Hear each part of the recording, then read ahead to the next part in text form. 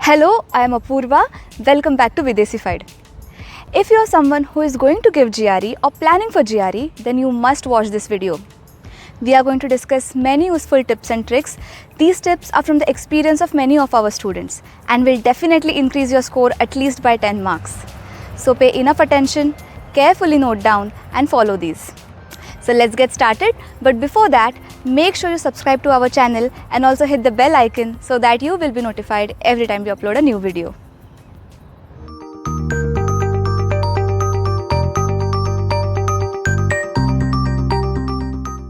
One of the first steps that you need to take if you want to study abroad is deciding which semester you want to start your program. If you're wondering whether to go for a fall or spring semester, then we have already made a video on it, so make sure you check that out. This step is important because you have to plan everything according to the deadlines of your admission. Once you finalize on that, then the next step is GRE. There are some programs or universities that do not require GRE for admission, but most of the universities do require. So what is a good time to give GRE? Well, at least 2 months prior to your admission deadlines is a good time, because then you will have enough time to work on your SOP, LOR, resume and other things. You will also have to keep in mind that the scholarship deadlines would be ahead of the admission deadlines. So it is better to give GRE keeping all these things in mind. The first step is getting into the right mindset. There are so many Facebook and WhatsApp groups with lots of students who are also planning to give GRE. You can join them and get both motivation and help. Also, we suggest that first you should book your GRE date with some buffer period, because otherwise you will keep postponing it, and believe me, we all tend to do that. Tip number 1. Understand the GRE scoring algorithm. You already must be aware of the GRE format and that you will score a minimum of 130 each in verbal and quant no matter what. But that doesn't mean that the 40 questions in the verbal and quant would carry 1 mark each. So that is why it is very important to understand how GRE scoring algorithm works.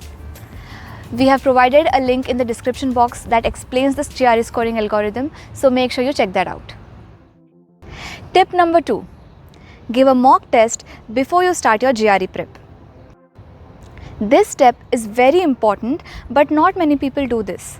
It is important because it will help you to understand your strengths and weaknesses so that you can focus more on your weak areas during your preparation, which will help you to improve your score. Otherwise, you will be wasting your valuable time on the things that you are already good at. Also, make sure to start your preparation with the ETS official guide, since it is like the Bible of GRE. Start your preparation with it and keep tracking your progress regularly. You can get other books like Manhattan or Kaplan if you need more resources, but don't get everything and start all at once just because your friends have it. Giving a mock test early in the prep period will help you to understand where you at and what your target is.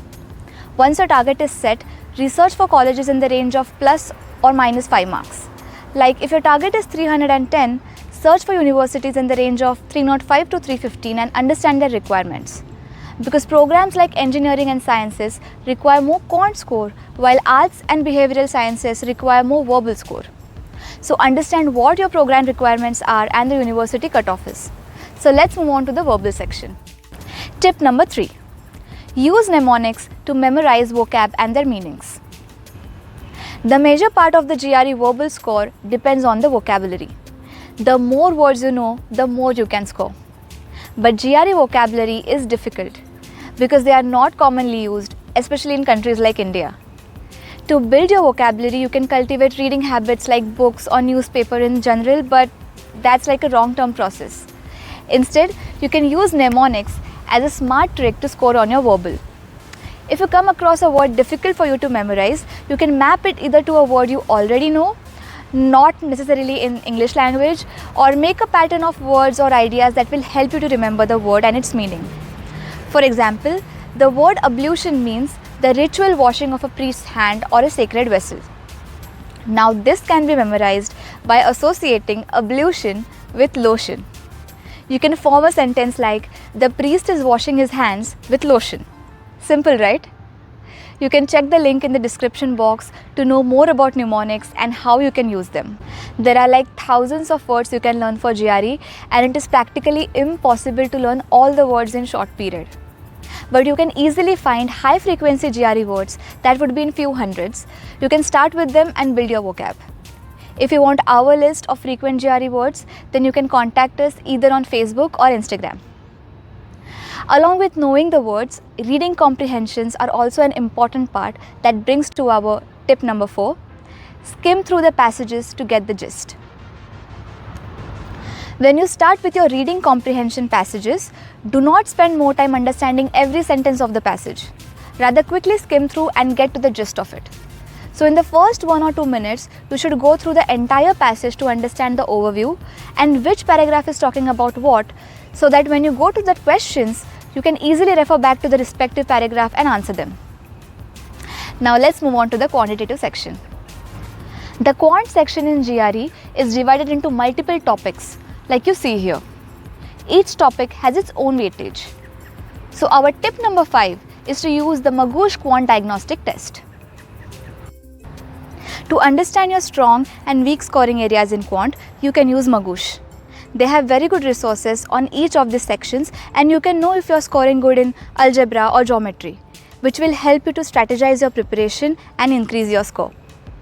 Another important point in quant is time management, because you can keep on solving the problems and you won't even know when the time is up. So you have to have a time limit for each of the question and try to solve it within that, and if not, then skip it and revisit it at the end of the section. So to manage your time effectively, you should apply more logic or reasoning wherever possible. And one trick that helped me personally a lot is ballparking, which brings us to our tip number 6. Ballparking allows you to choose the best looking option available and works perfectly for GRE due to its pattern of multiple choice questions. Like for a simple example, if you want to calculate the square root of 24, then instead of spending your time solving it, you can think of a number closest to 24, something like 25, which you already know the answer for, and can choose the option whichever is closest to 5. So that's how you can quickly solve many of the problems. You can check the link in the description box to know more about it. Practice it as much as you can to improve the accuracy. Also, don't forget that there is no negative marking in GRE, so if you cannot solve a problem, ballparking will help you to make a better guess and possibly increase your score. Now the only section remaining is the AWA. The analytical writing has 2 questions, an argument based essay and an issue based essay. The common question here is, what should be the length of my essay? There is always a debate about quality versus quantity here. And the study shows that 500 to 600 words with 5 paragraphs seems to be an ideal GRE essay length. So you should maintain a balance of both. That leads to our tip number 7, create a template for the introduction and conclusion of your essay. Your template should be useful for multiple topics with minimum changes. The templates will help you to reach the word limit easily, while you can focus your maximum time on writing the core part of the essay. You can check the link in the description box to learn about how to make these templates. One of the most common areas where people lose marks in the AWA section is spellings and grammar. We are so much used to the SMS language, and subconsciously it shows in our writing too. So our tip number 8, switch to your laptop keyboard. Use your laptop keyboard while you chat with your friends and start writing full words and sentences instead. This will for sure help you. You can also use Grammarly to learn about the correct usage of punctuation and sentence formation. But don't let Grammarly do it for you. Instead, use it only to learn about your mistakes. Also, if you're giving your test at the testing center or online at home, make sure to give at least a couple of mock tests in the same environment. Like use a headset, isolate yourself, take breaks, use an on-screen calculator, and be prepared for the long duration of the test. On the test day, make sure you carry a water bottle and a couple of energy bars to have during the breaks. You will get your unofficial score immediately after the exam, except for the AWA section, and you can send your scores to 4 colleges for no extra charge. So if you do your research in advance and can remember the college codes, it will help you to save some money. If you follow all these, you will for sure score more. Let us know if you have any questions. Just remember that GRE is only one part of the application, and there are other things like TOEFL, LOR, SOP, which are equally important. We will soon come up with videos on it, so make sure you subscribe to our channel. Until next time, bye-bye.